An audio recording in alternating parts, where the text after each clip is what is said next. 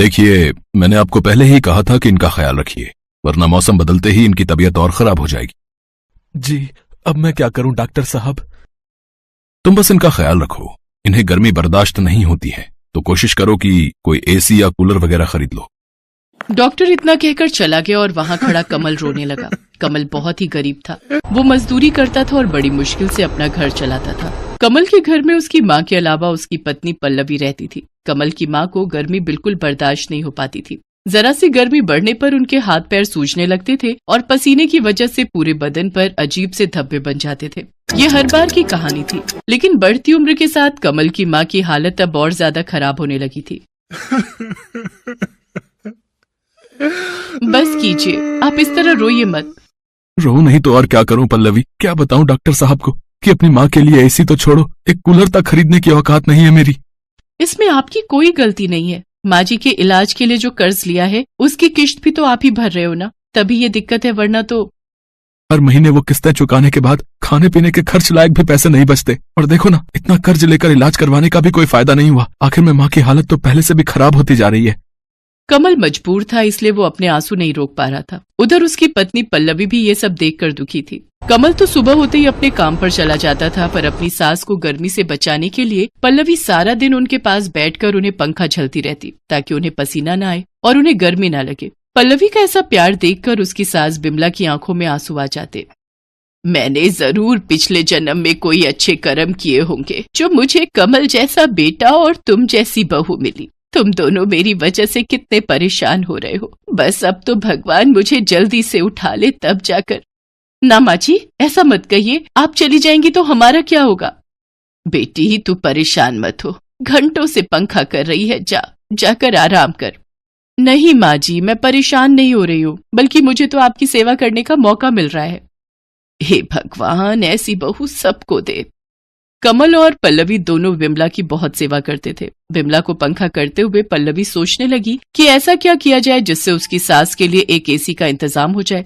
और फिर उसी शाम, सुनिए, आपसे एक बात कहनी थी। हाँ बोलो ना। आप जितने पैसे कमाते हैं उससे तो हम माँ जी के लिए कभी एसी नहीं ले पाएंगे। हाँ तो? मैं सोच रही थी कि इस बार की सर्दियों में मैं भी कुछ काम शुरू कर दूं क्या? आपके पैसों से हम घर के खर्चे चलाएंगे और जो पैसे मुझे मिलेंगे उन्हें हम जमा करेंगे, और भगवान ने चाहा तो दोनों मिलकर अगली गर्मियों से पहले माँ जी के लिए एसी ले ही लेंगे। तुम्हारी सोच तो अच्छी है, पर माँ की सेवा, घर का काम और फिर बाहर का काम भी, तुम कैसे ये सब संभाल पाओगी? उसकी चिंता आप मत कीजिए। आप भी तो दिन रात काम करते हो ना, तो थोड़ी सी मेहनत तो मुझे भी करनी चाहिए।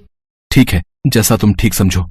किसी तरह गर्मियां बीत गई और फिर बारिश आई तो बिमला, कमल और पल्लवी ने राहत की सांस ली। जैसे जैसे गर्मी कम हुई, बिमला की तबीयत भी कुछ बेहतर होने लगी और साथ ही पल्लवी ने भी काम ढूंढना शुरू कर दिया। एक दिन पल्लवी एक बंगले पर पहुंची। कोई है क्या?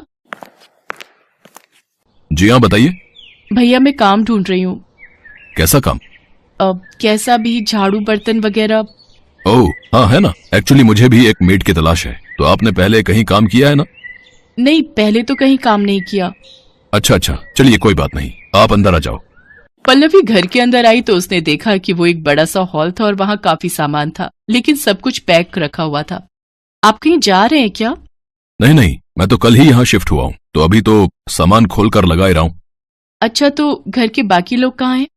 मैं अकेला ही हूँ दीदी, मेरी जॉब लगी है यहाँ, परिवार साथ नहीं रहता।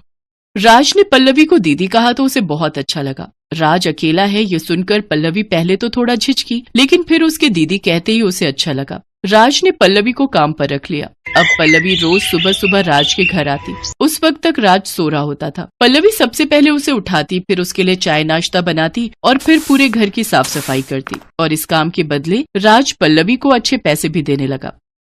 फिर एक दिन, दीदी आप एक काम करो, कल मत आना। क्यों, क्या हुआ भैया? अरे आपको काम करते करते हफ्ता हो गया, तो एक छुट्टी तो बनती है ना हफ्ते में, वरना आपकी सास आपसे नाराज हो जाएंगी। नहीं होंगी भैया, मेरी सास बहुत अच्छी है, कभी मुझ पर नाराज नहीं होती। अब वैसे ठीक है, मैं कल नहीं आऊंगी। बिमला के आराम के लिए कमल और पल्लवी दिन रात मेहनत कर रहे थे। उधर पल्लवी और राज में अच्छी बनने लगी थी। वो राज का पूरा ख्याल रखती थी, बिल्कुल एक बड़ी बहन की तरह। राज भी उससे खूब बातें करता था और उसे बड़ी बहन की तरह ही सम्मान देता था। एक दिन राज ने पल्लवी से पूछा, दीदी आपके पति क्या करते हैं? मजदूरी करते हैं भैया। अच्छा, और आप कब से काम कर रही हो? नहीं भैया, आप पहले हो जिनके यहाँ मैं काम कर रही हूँ, इससे पहले कभी जरूरत ही नहीं पड़ी। तो अब ऐसी क्या मजबूरी हो गई कि आपको घर से बाहर निकलकर काम करना पड़ रहा है? ये बात सुनकर पल्लवी की आंखों में आंसू आ गए और उसने रोते हुए राज को सारी बात बता दी। पल्लवी और कमल का अपनी माँ के प्रति प्यार और सेवा भाव देखकर राज भी भावुक हो गया। ऐसे ही कई दिन बीत गए। पल्लवी और कमल एसी के लिए काफी पैसे जोड़ चुके थे, लेकिन होनी को कुछ और ही मंजूर था। गर्मियाँ एक बार फिर वापस आने वाली थी। ऐसे में बिमला अचानक बेहोश होकर गिर पड़ी। उसे दिल का दौरा पड़ा था, तो जो पैसे दोनों ने एसी के लिए कमाए थे वो सारे के सारे बिमला के इलाज पर खर्च हो गए और फिर लगता है हम माँ जी के लिए एसी खरीद ही नहीं पाएंगे। हिम्मत रखो पल्लवी, ऊपर वाला हमारी परीक्षा ले रहा है। पर कब तक? 1 महीने बाद फिर गर्मी शुरू हो जाएगी और फिर माँ जी को और ज्यादा परेशानी होगी। कमल चुप था क्योंकि पल्लवी की बात सही थी। फिर अगले दिन पल्लवी राज के यहाँ काम करने गई तो उसने राज से कुछ नहीं कहा, बस चुपचाप अपना काम करती रही। ये देखकर राज समझ गया कि जरूर पल्लवी किसी परेशानी में है। राज के बार बार पूछने पर फिर पल्लवी ने उसे सारी बात बता दी। राज को भी पल्लवी की बात सुनकर बड़ा अफसोस हुआ। और फिर अगले ही दिन, दीदी वो आपसे एक बात कहनी थी। हाँ भैया बताइए ना। दीदी वो मेरी कंपनी ने मेरा प्रमोशन कर दिया है और उसके लिए मुझे दुबई भेज रहे हैं, तो मुझे अब यहाँ से जाना होगा। ये तो बहुत अच्छी बात है भैया, भगवान करे आप और तरक्की करो। पल्लवी राज की तरक्की से खुश तो थी, लेकिन एक सच ये भी था कि राज के चले जाने से अब उसकी नौकरी भी जाने वाली थी। ये सोचकर पल्लवी और ज्यादा उदास हो गई, लेकिन फिर भी उसने राज से कुछ नहीं कहा। फिर कुछ ही दिनों के बाद, अच्छा दीदी मैं चलता हूँ, आप एक काम करो, ये कुछ पैसे रख लो। नहीं भैया, मैं ये पैसे नहीं ले सकती, मेरी पगार तो आपने पहले ही दे दी है। मैं जानता था कि आप मुझसे पैसे नहीं लेंगी। चलिए कोई बात नहीं, मैं चलता हूँ, अपना ख्याल रखना दीदी।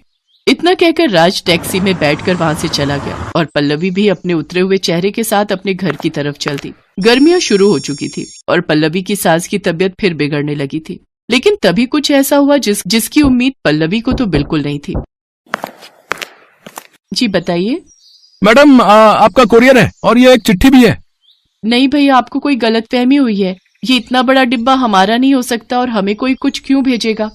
नहीं मैडम, ये आपका ही है, देखिए आपके घर का ही पता लिखा है यहाँ पर। कुरियर वाले की बात सच थी। पल्लवी को कुछ समझ नहीं आ रहा था, लेकिन फिर जब उसने उस बड़े से डिब्बे को खोलकर देखा तो उसे अपनी आंखों पर विश्वास ही नहीं हुआ। उसके अंदर बिल्कुल नया एसी था जिसे राज ने उसके लिए खरीदा था। एसी के साथ मिली चिट्ठी को पढ़ते हुए पल्लवी की आंखों से लगातार आंसू बहे जा रहे थे और मन ही मन वो राज को दुआएं दे रही थी।